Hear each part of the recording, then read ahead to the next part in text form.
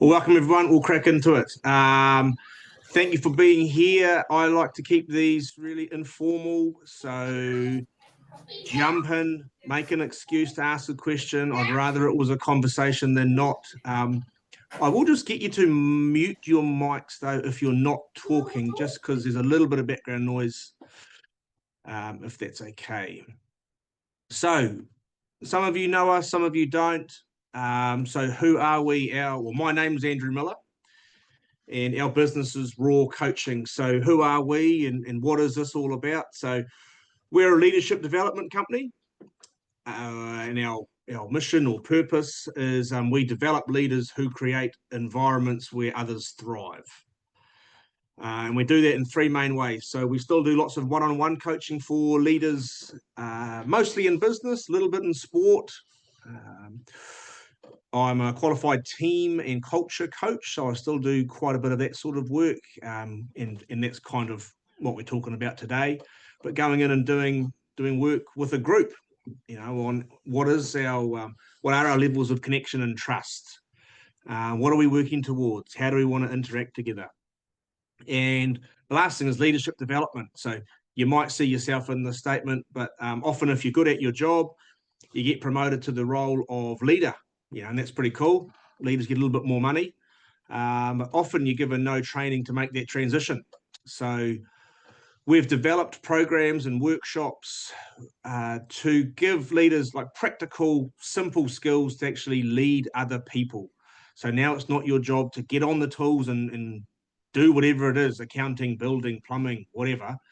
Now you've got to actually achieve success through a team. So we do that in two main ways. We run public workshops and also we go in-house and run bespoke leadership development programs for businesses. And today, what is today? So today is a power hour. We put it on. We've been doing this for probably a couple of years. It's 1 hour. We pick a different topic each time. Sometimes it's me speaking like today. Other times we've got in a guest speaker to talk about something that they're knowledgeable or passionate about.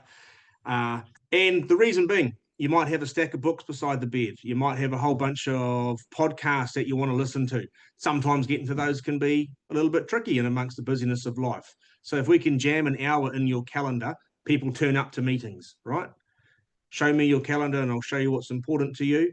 Get this out nice and early. Come and turn up for an hour. Have a listen, have a yarn, ask some questions, and hopefully, put some good stuff into your brain that might help you. So today's topic is the power of belonging, or the importance of belonging. Where I got to, or how I came up with this as a topic today, I came across this book called Belonging by Owen Eastwood. He's a New Zealand fella. He whakapapa's Ngāi Tahu down the South Island, but he's lived in the UK for 20 odd years now. And it is what it says, the ancient code of togetherness. And he's throughout the book talking about, well, why belonging is important, how we're wired to belong and to be connected, and then how that transitions to successful sports teams or successful businesses. That's what we're going to talk about today. Early on in the book, right, our primal need to belong. So this is page 21. He basically talks about how it's wired in us, right? Our ancestors deeply understood our primal need to belong. He talks about how, as an animal, we don't have many tools for bashing, crashing, and biting, when it's compared to rhinos, elephants, lions, tigers, etc. So how we stayed alive was to stay together and to stay in a group. So that was the key to our survival. The one true competitive advantage we found was strength in our togetherness. This is what, isolation or rejection from a group spelled premature death. Those two states still terrify the hell out of us. There's never been a time in human history when our well-being has not been tied to belonging to a group. Studies today reaffirm the correlation between chronic loneliness, poor health, and early mortality. We know after a cardiac arrest, the strength of an individual's social network is a greater predictor of survivability than exercise, nutrition, or medication. It's pretty massive, right? Oh, sort your diet out. Get walking. They're important, not as important as being connected, right? Again, we are terrified of rejection. So I want you to think about your workplace, right? And just think about that. We are terrified of rejection, of being judged not worthy of belonging to a particular group, of not sharing the necessary traits or background, of not fitting in, of not being good enough or not being seen. Those who have experienced serious social rejection are over 20 times more likely to develop depression.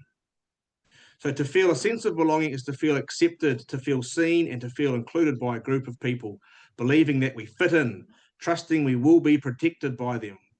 To not feel belonging is to experience the precarious and insecure sense of an outsider, right? Powerful stuff. I've heard Owen speak too, and he says the English Institute of Sport did a study, right?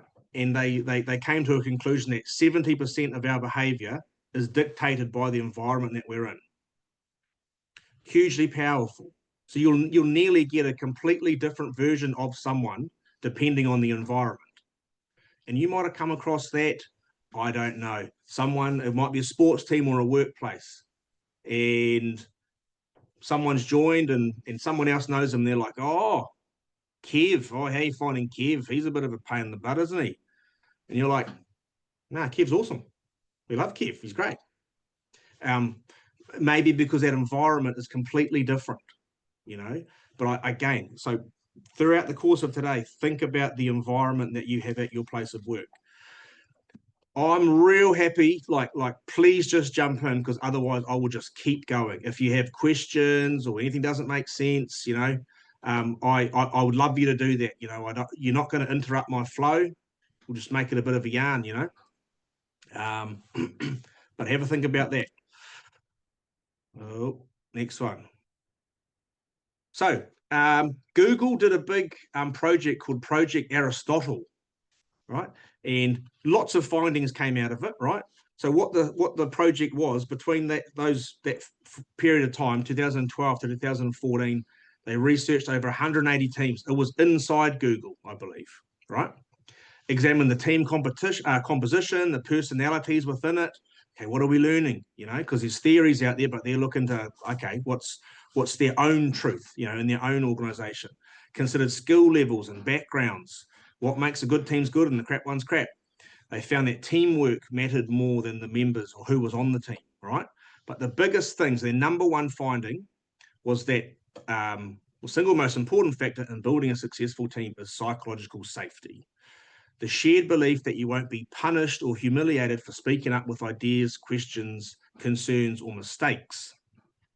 So psychological safety doesn't mean that everything is nice.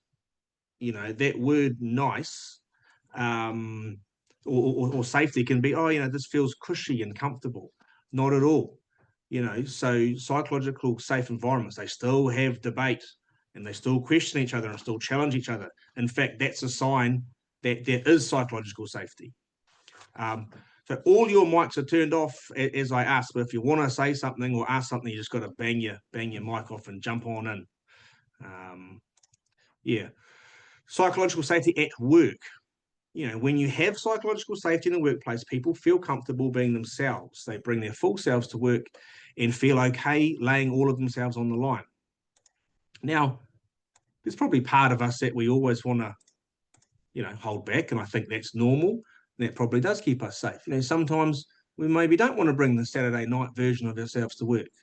You know, that might be where we let our hair down a little bit. That's okay, I think. I mean, that's my own take on that. But this is really important. So we're going to talk about this. Another frame on... That's because you've got here, Andrew. For now, although when you go on a Zoom call, you see yourself, you know, and look at that, it's going backwards. Yeah, that's right. During a normal day, you're not looking at a version of a picture of yourself. But so if we've got belonging, a little bit of background, we're wired for connection, right? You know, our brain is wired for connection. Am I safe? Because if I'm safe, I'm going to stay alive. Then we've got Project Aristotle. Again, some research coming out saying this is the most powerful thing. If you want a highly performing team, make sure everyone's getting on and they're connected. Another study, Patrick Lencioni, he wrote a book. He did, you know, he's a management consultant. Again, did some research and he came up with the 5 dysfunctions of a team. This is a model he created, right? If one of these was missing, that team was less likely to be successful. But at the bottom, right, the foundation of the team, it's the biggest part of the model, trust and connection, right? And just think about, like, when you go into a shop, right? Say you go into a clothing shop downtown, you can just feel it, right? We're highly intuitive. You know, we do pick up vibes and energy off each other, right? And so you go into a shop and you're like, what does this feel like? Does this feel like a nice space to be in? What makes it feel that way? Well, someone greeted me as I came in. The team are actually having a bit of fun together, you know. Or you've been in other shops where old mates out the back on their phone. When you've come in, they've kind of scurried away in a hurry, and it's like, this doesn't feel great, you know. So what does your team feel like? As I say, we're hugely intuitive. Also, I would add, I mean, we're here mostly talking about your teams at work. This could be a non-profit community group you're involved with. This could be a sporting team you're involved with. What are the cues that I'm receiving to let me know I am wanted in this group? Right? So that can be anything from I rock in the morning. What happens in the morning? Does someone go, "G'day, Cobber. Hey, let's rock and roll. Let's kick some butt." Or is it like, "Oh, g'day, you know, back to work," you know? So I'm going to talk about your role as a leader and how you're sort of a key custodian of the culture. But just think about that. What are the cues I'm giving others to let them know that they're seen, included, and wanted? You are safe. We want you here. It's good. I'm glad you're here, you know? When you think about all working from home through COVID, that kind of stuff, the chances to have those informal, energetic moments of connection were harder, you know? So if I go to the smoko room to make a cup of tea and Gabby's there too, and look, sometimes those interactions are a little bit transactional. How's the day going? Good, whatever, you know. But we are there where I see you, I do care for you. Or even if I'm walking to the smoko room and Gabby's over there and I just give her the eyebrows or a thumbs up, there's just an energetic connection or transaction that's happening in that moment. I see you, I hope you're well. I see you, I hope you're well. Cool, good, have a good day. You know, that's all in just a couple of gestures, right? Yeah. Oh, you went mute again, Gabby. I think too, the other side of that is trying to remember all those things that are important to everybody. So, you know, I've got a staff member whose grandson is X or child is Y or the dog is, or, you know, and trying to remember all those things to have that 2-minute conversation. I find that's the gold really, is to remember them as people. Yeah. What are little things that they like talking about? Right? One thing that, just to pump your tires up for a second, Andrew, that you did last week at the leadership course was I walked into the room and you go, "Oh, you're Matt. You came from over the hill, right?" And it was that like you knew something about me before we'd even kind of formally met, and I saw you do that with the next person as well. And you took the time to go and make me feel known, not just, "Oh, hey, Matt, thanks for coming over that way," but you kind of took the time. And I noticed that. I know that's probably deliberate, but also probably quite natural to you. And I think having that for your team is like being able to call on things that are personal to them, or even just show that you have cared enough to go and actually go a little bit deeper than just their name, I think is a really powerful thing. And what the effect it had on me was I was instantly bought into the course. I just walked through the door.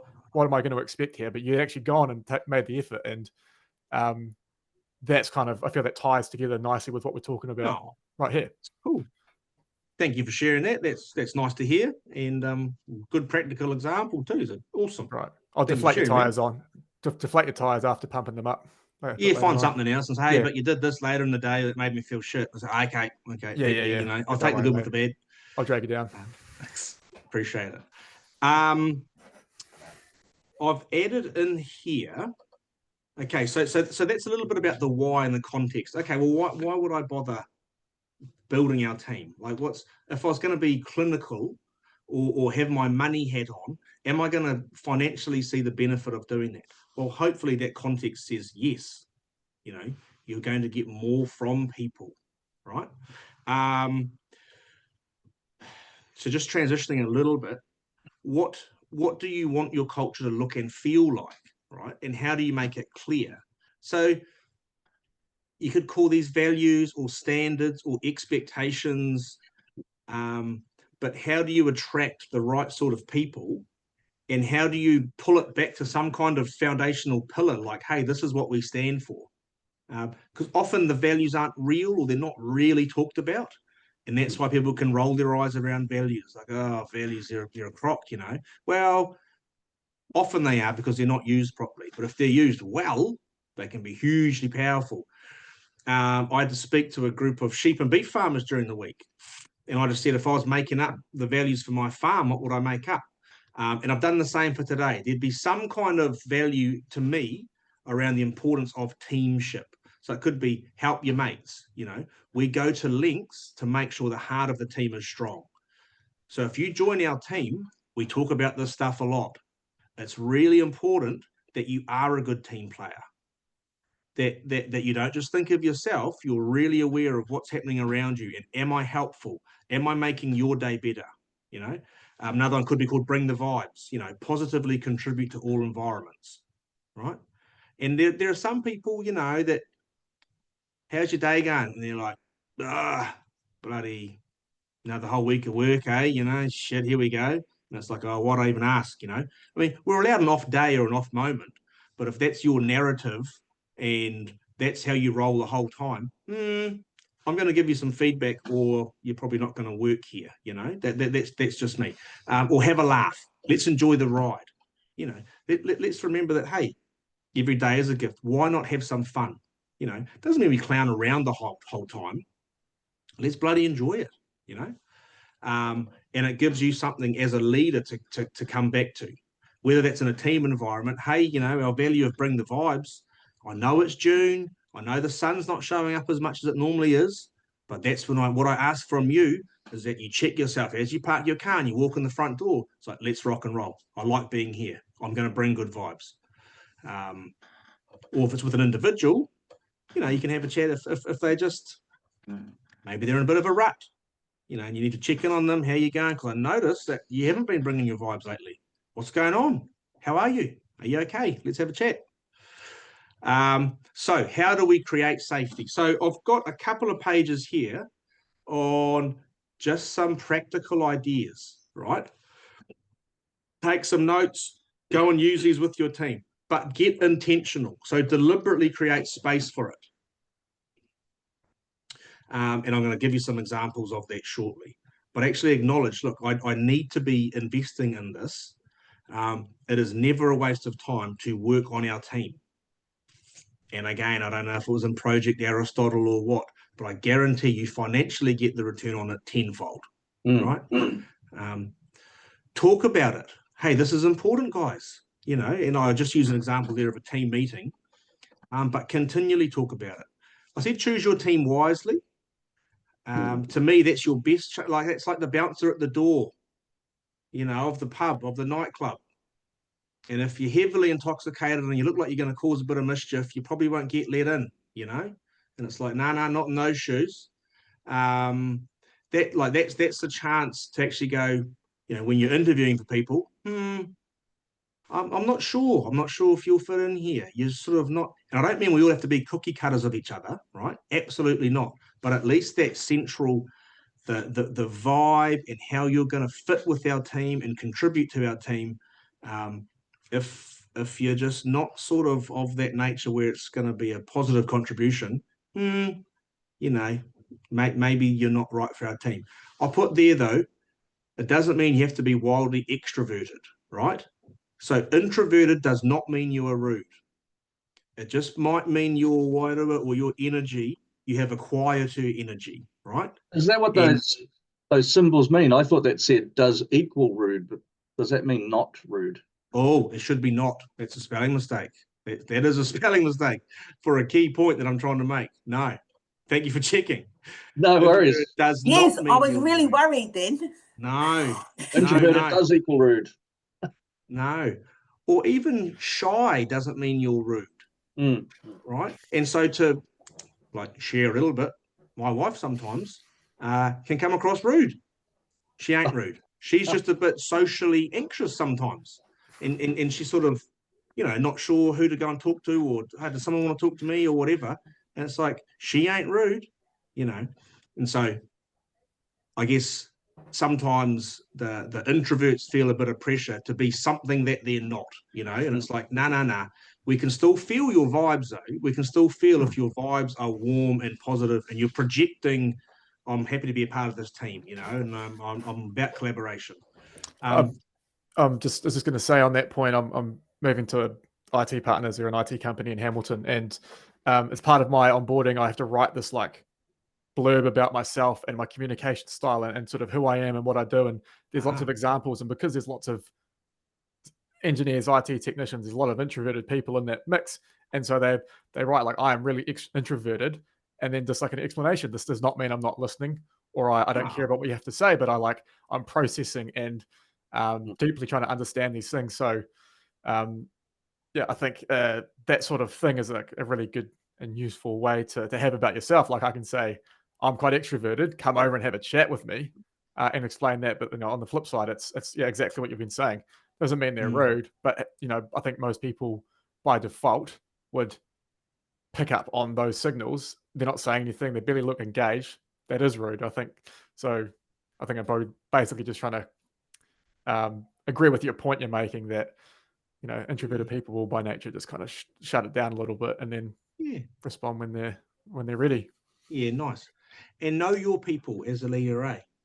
Know that's what they're like, And it's probably quite cool if you get to a point where the introverted people are speaking up, you're like, oh, now we're cooking with gas. If we've made it so comfortable that they are now speaking up, I think we've done something really good. I was going to add something as well to that. I don't know what it was. But again, I was just going to say that what I do with my introverted people in my team of 20, because I know who they are, when we have a team meeting, I prompt them before the meeting. Yeah. If we're going to do an icebreaker, if we're going to talk about something, I send out the agenda, but then I go and add some more for them. Nice. I just find it's always the best way. Some people they don't need any of that, but some people need heaps of warning. Yeah, nice. The other thing too I do in like some of the workshops I run is I say, right, I'm going to give you a couple of minutes now to either chat with the person next to you and write down your thoughts on this topic. Because what that does, it kind of forces a little bit of thinking privacy almost, where they don't have to be like, this is what I think, but it gives them a chance to, and maybe it's we chuck our post-it note on the wall, and then as a facilitator, I read it, or we all read them afterwards, but it's just a little maybe safe way of coaxing people out sometimes. This last one there, I just said, check, how's the vibe? You might be asking the team, how's the vibe? It feels a bit off, just talk about it. So some practical examples. I'm always interested in your connection rituals at your place of work. What are your rituals of connection? So for example, a new team member joins, right? So that means your team has changed. Your team is no longer the same as what it was. So do you acknowledge that as a bit of a transition and spend some time getting to know each other? That can look like whatever you want, right? So I've done exercises before where I've gone, okay, and maybe just frame that up. Look, welcome so-and-so, this is part of what we do, is we're so stoked you're with us. You want to acknowledge that and just create some space, getting to know each other. Let's all write one question that would be quite cool to know about each other. Oh, yep, sweet. Whatever it is. Where's your favorite holiday destination? Do you have siblings? Most memorable meal you've ever had in your life? Tell me about a family tradition growing up. Whatever, right? Chuck it in the cup and then pull it out, and maybe everyone's got to answer it, or one person. I don't know, but it's just it's creating space to just build that team. Or two questions on the whiteboard, whatever it is. Could be an example of one of those questions I just shared. So where my mind goes for that, Andrew, is because I'm moving into that team. I'm moving from outside the company. I'm going to go lead a team. And I'm thinking in my first week, I have a little cup or a box on my desk that I'm going to say, can you each just write one question, funny or one serious or serious, drop it in there, and can be anonymous, and I'll just pick them out at our team meeting, and I'll just sort of give you a piece of me, right? Like it's a really good way to take the business sort of mask off and give a bit of your personality out to the team. Mm. I love the idea. I think I'm probably just going to go and do that. Great. Yeah, love it. We're craving authenticity. You know, we're craving environments where we can just kind of chill out and not overthink who we have to be. And if there's anything like that that is playful and fun, we take business too serious sometimes. Oh, I'm the leader now and I've got to start this meeting, and it's like, okay, here we go. It's like, nah, man, like something like that's just like, how you fellas going, you know? Well, hey, you know, thanks for your questions. Let's go through them. Let's have a laugh, you know? And you'll know the times when it's time to, okay, now it's business time, you know? Maybe the vibe's got to change a little bit. But I find that even clients, they don't want prim, proper, professional and corporate. Well, some do, but they're not the ones that I want, you know? I sort of like people that are a bit more relaxed and we can just be normal together, you know? So I love that. Do it. How it goes. Good to know. Yeah. I mean, that's me living my values, you know. Someone else might be different. That's fine. But again, some more practical examples. So what are your connection rituals? So is it we have a regular morning coffee? Doesn't have to be every day, but it's like in the element of compulsion. It's like, right, you know, let's go down. And excuse the language, but I say talk a little bit of shit before we talk shop, you know. Let's not always talk about work and frame that up. Like there is no action list that's coming out of this. Remember our value of bring the vibes or help your mates. It's really important we have this time together. So, you know, just talk a bit of rubbish. Or like lunches together. Kai has currency. You know, that breaking bread, you know, there's like a spiritual element to it where our hunter-gatherer side of us is we would sit around and we would eat together. You know, that's what we would do. It's a moment of connection. It's the same now. Kai works. You get Kai and just sit around. Everyone's got to eat. I met Power Farming a couple of years ago.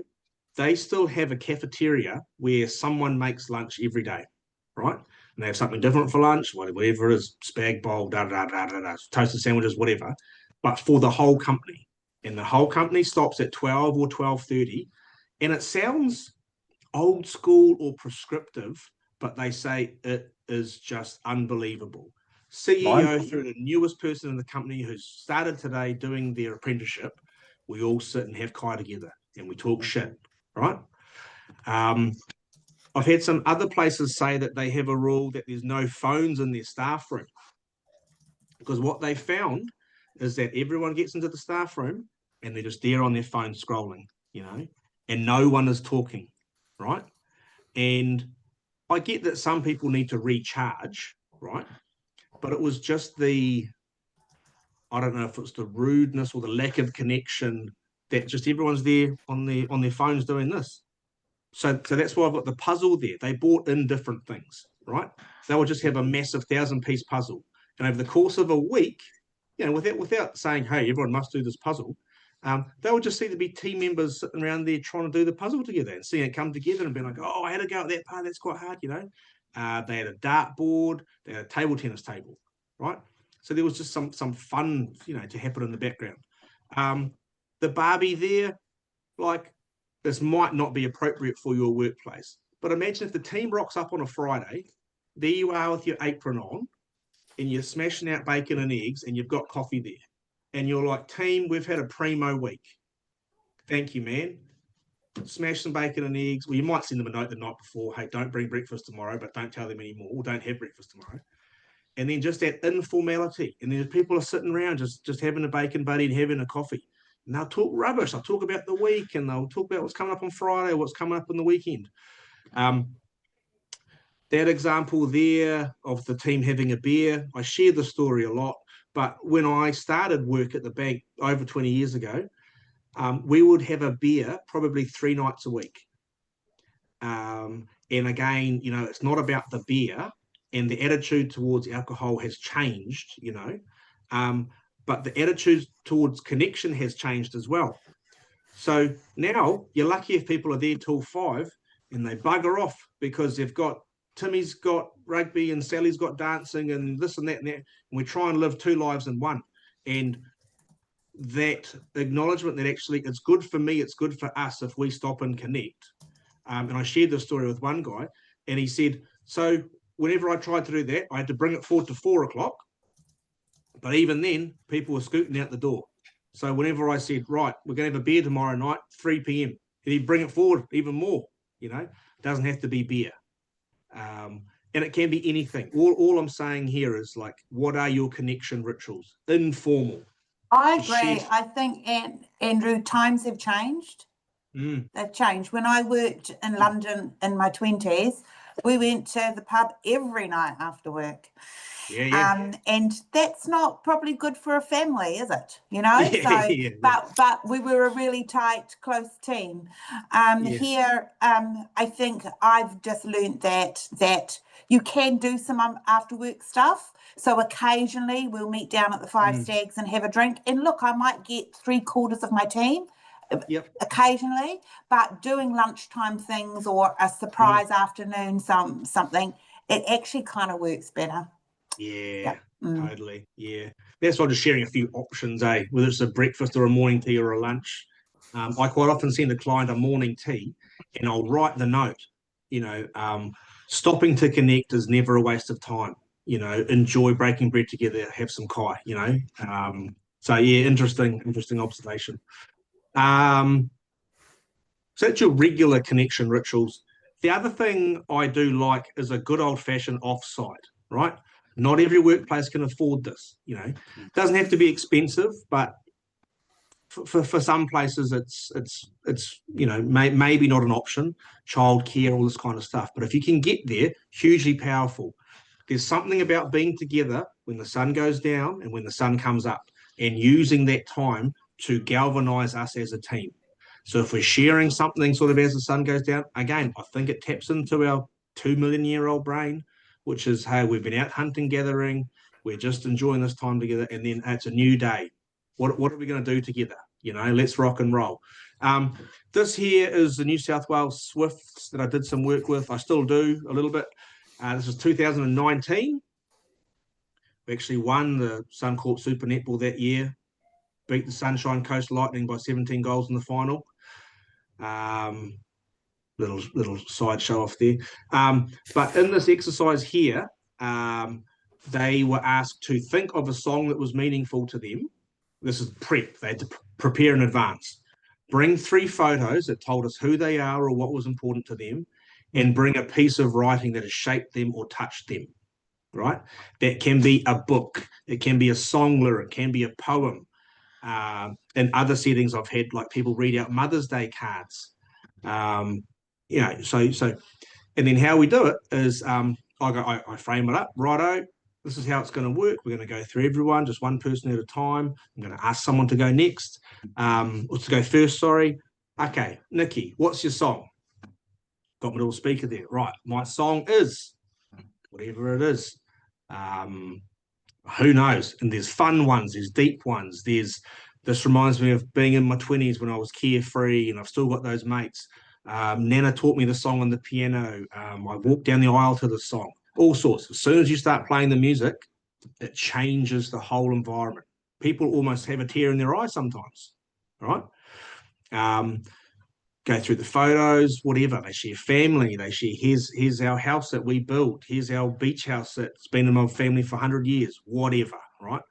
But you're pulling back the layers. Who is the human being in the room? What is the story that you've tread to get here? What's the path you've been on to get here? And you always see some of your story in everyone else's. The team is never the same after that sort of exercise. This here, Northern District's men's cricket team from probably about 6 years ago. I asked them 2 questions. I think one was, what are you most proud of in your life? The other one was, who has influenced your cricketing career the most, right? Group of blokes, sometimes not that open with talking. You get them talking about that, and they're talking either about mum or dad or a coach, right? and you know, they took me down and they'll just give me heaps of training. Always had time for me, and that's how we connected. It's just you're getting people talking from the heart, not the head, you know. And it's not hierarchy or how brainy I am or my position. It's just let's just open up and connect as humans. So these are some practical ideas of how you can, you know, deepen, strengthen that trust and connection in your team. Any questions on any of that sort of stuff, or ideas, or? I just think it kind of leans into that vulnerability piece and kind of opening yourself up as a leader. And yeah, like I said, spoke about authenticity before and that being important for building that relationship. I think a lot of this is kind of lends itself to that. 100%. And it's not just oversharing. So I say, hey, look, this is not a trauma dump session, guys. This is not like we're going to see who's been through the hardest shit, because that'll have a different feeling to it. And you might not leave in the way that we want, you know. And I keep a container and keep everyone safe, and I make sure I check in with everyone afterwards, because, you know, sharing that stuff in a big group like that is sometimes not helpful, you know, and you've got to be quite intentional about how you do it.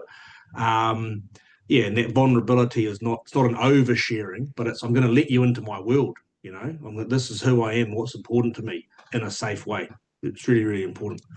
Yeah, there's a great saying. It's a simple one. It's don't open a door you can't close, and Yeah, that saying's really good, because when we find ourselves out of our depth, or if you start to get really uncomfortable with the conversation, it's telling you something about the depth and where you are.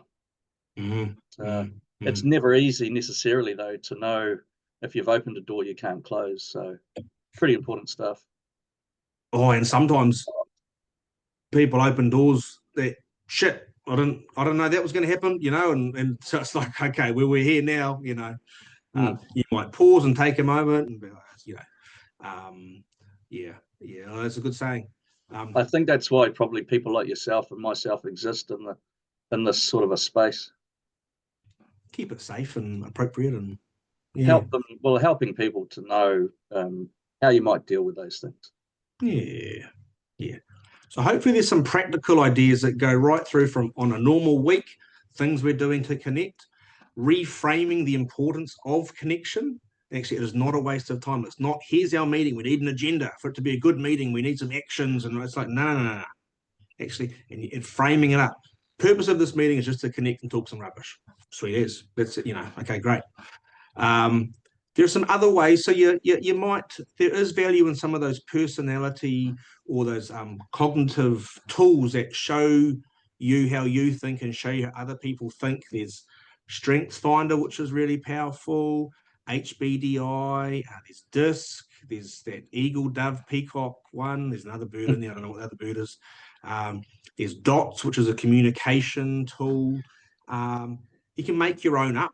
And like Matt, what you were sort of sharing earlier, how you like to communicate, that sort of stuff. I've just made them up before. This is how I like to communicate. You know, this is important to me in a message. And you might have to prompt them, you know, is context and why really important? Is detail important? Is big picture and just give me a chance? Is how this feels important to you? You know, how the interaction feels, it might be more important than the actual content, you know. But I just bear that in mind if you're looking at doing some work on your team. These things can help. I thought it's probably worthwhile me just offering that in today's sort of presentation. Andrew, I joined a new Cambridge Connections hui, which has got a whole lot of different people there talking about basically, you know that we need a new bridge. It's not supposed to be about that, but that's what it is really about. Anyway, some pretty feisty people in the room. And so there's 15 of us representing lots of different things. And it was interesting. We get to elect a chair there, but someone did an exercise with us, which was like, write on your sticky note 3 things that are important. 3 things. You've all been in a meeting that's gone really badly and you didn't enjoy it. Write the 3 things that you really dislike about a meeting. And then we went round and just gave one at a time. So someone wrote them up on the blackboard. So it might be interrupting, or someone hogs the floor or whatever.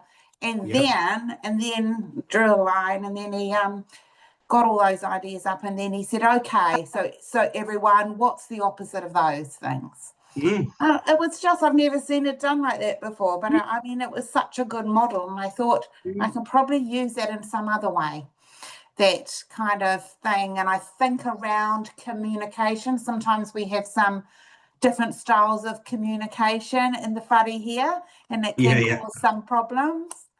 So maybe there might be a little something I could do there around. Well, sometimes it's quite funny or easier to think of the examples when it's like, right, what ticks you off? And you're like, yeah, exactly. You know, and then, okay, what's the opposite of that? Clarity is really important. I hate waffle, you know. So that's good. Great example. See, and not overly, I mean, I like simple. Some of these tools are hugely powerful, right?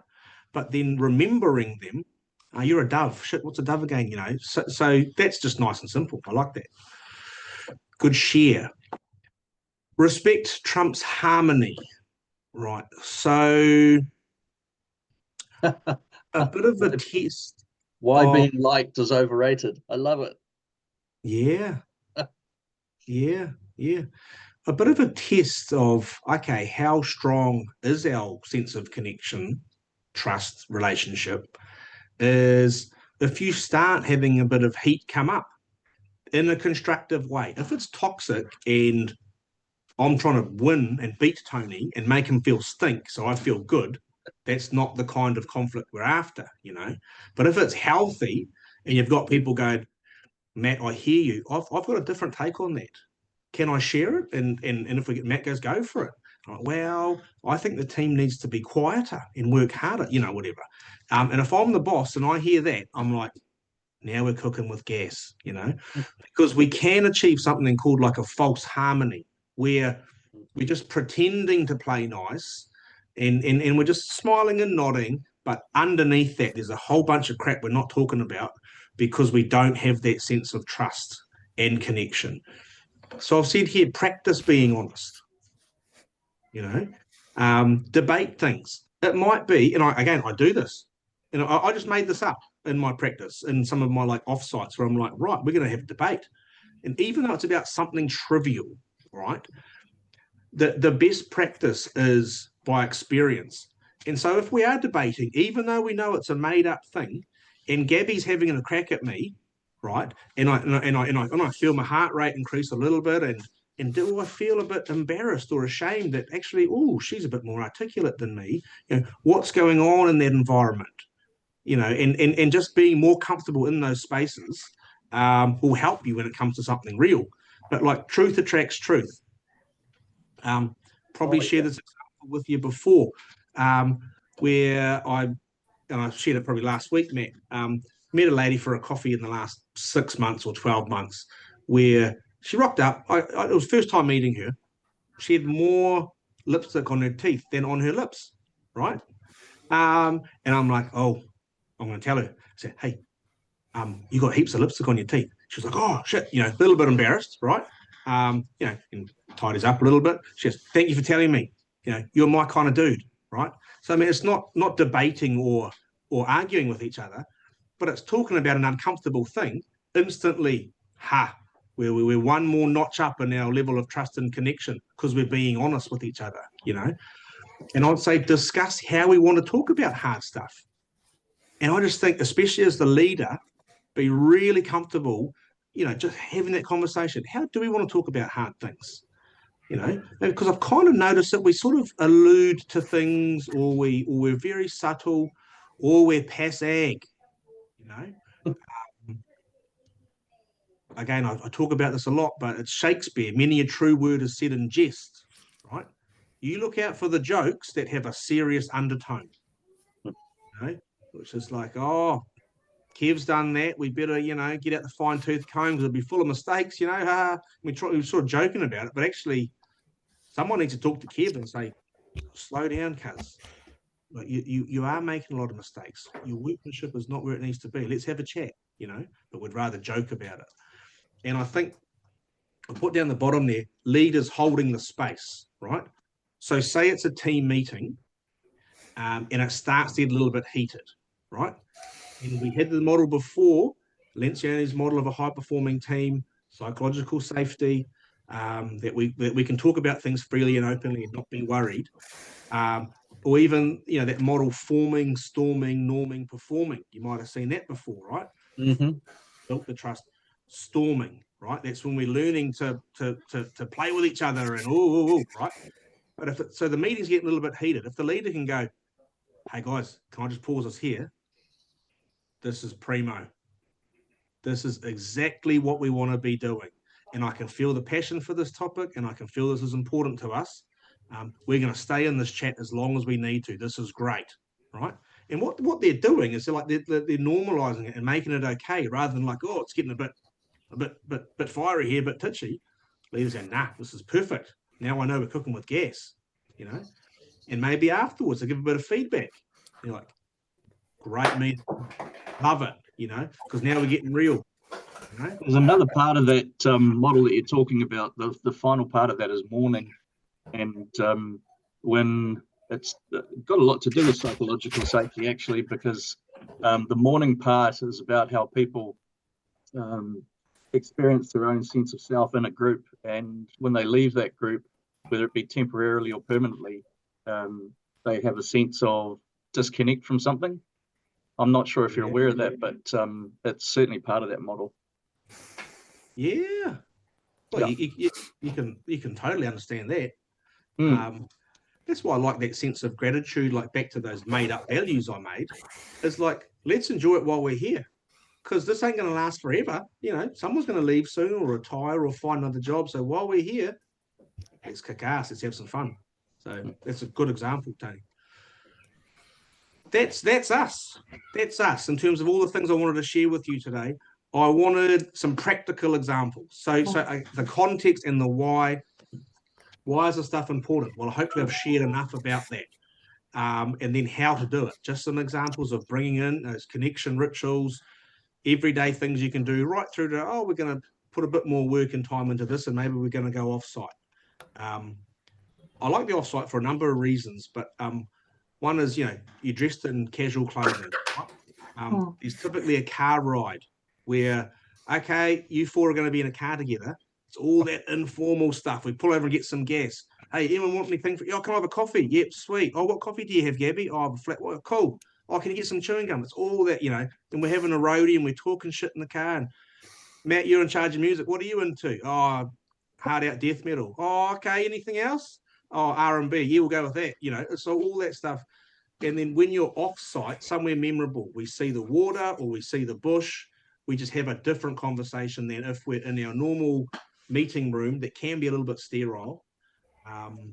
So yeah, but do you have any questions or observations or anything from that you want to share or not sure of? Or I was just going to say the most challenging thing I find, like that last thing you were talking about, is when a meeting gets a bit hot. I've got a lot of introverts here who are not happy with that. And I find it really hard to get them into a space where that's okay. And so I've got, so maybe a quarter of the team are very happy to be in a hot and this kind of noisy environment where things are really being discussed, but a lot of people are really uncomfortable and have been here a long time and remain uncomfortable. That's fair. I mean, I don't think anyone probably loves it, I think some people love it, Andrew. I think some people love it. Maybe the odd person, maybe some do. And there's no answer to that, that's a very real thing you've just shared. Techniques, I guess, asking questions of people and kind of coaxing them off the sidelines a little bit. Sharon, I know you pick up everything, and I know you've just been taking all this in, but what's your take on it? What's important to you, Sharon, about this? Boom. No, they'll either take the invitation or not, but sometimes, I don't know, they want that very clear, here's my mandate to speak, but it's tricky, isn't it? Yeah, that's tricky. Yeah, tricky one. I think a lot of it. Sorry, Tony, you go, mate. Oh, Thanks, Matt. Psychological safety is a really big topic, and it's super important, and it's the thing that organisations really need to start paying attention to. So I love what you're doing, Andrew, and I love the fact that there are people participating in this, because over the years I've noticed that it's a very difficult one to know how to manage without the right sort of people around helping to mentor through it, because it's got so many parts to it. Yeah, and I think the workplace is demanding it nowadays. Like it's changed a little bit. I think in an old school environment, psychological safety probably wasn't even a term. What do you mean? You turn up and you do your work, or you piss off. You know, it's like, Yeah. oh,